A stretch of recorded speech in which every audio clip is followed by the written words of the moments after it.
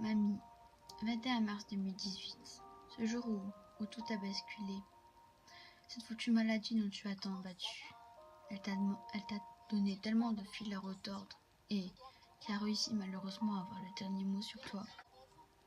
Pendant 2 ans, tu t'es battu. En juin 2016, on m'annonce ton concert. Enfin, pas vraiment à nous, car on ne le savait pas tout de suite. Mais durant quelques semaines, j'ai compris avant que me l'on annonce à ce stade de ton concert. Il te reste à peine 6 mois à vivre. Mais toi, ma petite mamie, qui est une battante, tu t'es battue. Les 6, 7, 8 mois passent, et tu revins un peu mieux. Mais ce foutu cancer revient. Tu te bats entre soins à l'hôpital. Tu vois plus ton chez toi, car il est impossible que tu rentres. Parce que tu es trop affaibli.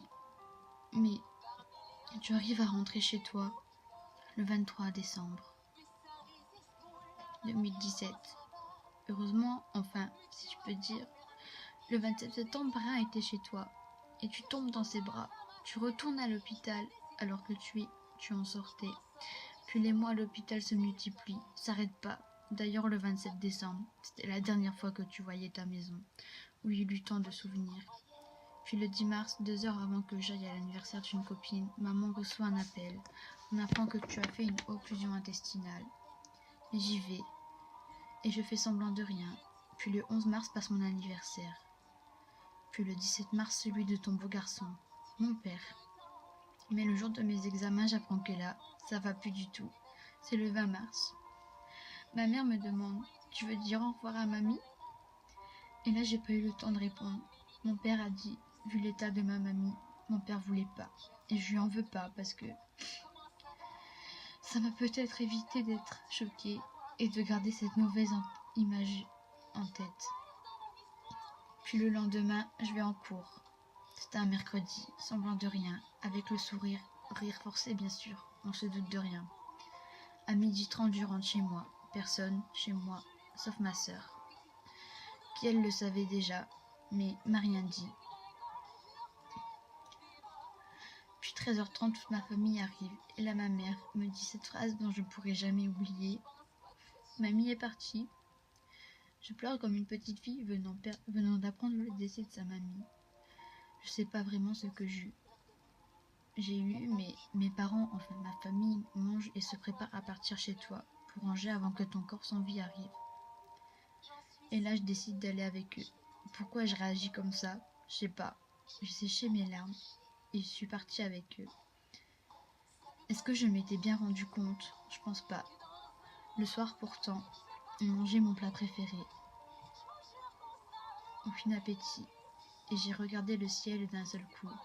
Je me mis à pleurer, malgré mon père qui me réconforte et mon frère et ma sœur, parce que ma mère était encore chez toi.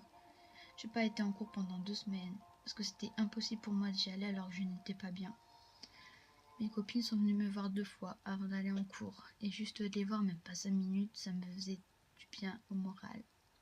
Des fois, je passais mes journées toute seule, parce que mon frère et ma sœur, eux, se sont été capables certains jours d'aller en cours, contrairement à moi. Mais mes copines et même certains gars de ma classe, je les remercierai jamais assez d'avoir été là pour moi comme ils l'ont fait. Parce que c'était vraiment dur. Le 28 mars, le jour dont je redoutais arriva. Le jour de ton enterrement.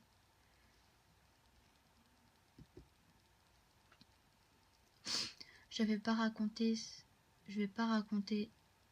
comment c'était. Le seul truc à savoir, c'est que c'était vraiment dur de te dire au revoir et me dire que ce sera la dernière fois. 1h30 de souffrance à l'intérieur de moi. J'étais tellement mal. Les larmes s'enchaînèrent les unes après les autres. La bougie que j'ai dû poser sur ton cercueil pendant la cérémonie, je l'ai encore. Cachée, mais je l'ai encore. Ce sera impossible de l'acheter pour moi. À la fin de la cérémonie, toi qui aimais tant la cornemuse, enfin, une longue histoire sur ça. Un copain de mes parents a voulu te dire au revoir à sa façon, en jouant le temps que ton cercueil quitte l'église jusqu'à le corbillard. Maintenant que j'entends une cornemuse, mon cœur se serre fort. J'ai tellement envie de pleurer, mais quand c'est en lieu public, je me retiens. La seule chose à faire. Beaucoup de chansons que j'écoute sont par rapport à toi, à ton décès, au manque que je n'ai plus de plus te voir. J'aurais aimé faire plus de choses avec toi, partager des choses, te dire plus souvent je t'aime. Il y a tellement de choses que je regrette d'avoir fait et d'autres que je ne regrette de pas avoir fait. J'ai pas beaucoup de souvenirs en objet de toi. Les seuls souvenirs que j'ai les plus précieux sont dans ma tête. J'aimerais tellement te donner juste 5 minutes de ma vie contre une en moins pour moi, pour pouvoir te dire au revoir comme je ne l'ai pas fait. J'aimerais juste qu'il y ait des escaliers au ciel, un téléphone, juste pour pouvoir te serrer dans mes bras ou entendre une dernière fois ta voix. Certains jours c'est tellement compliqué, pleurer en silence pour pas que l'on m'entende. C'est habituel pour moi.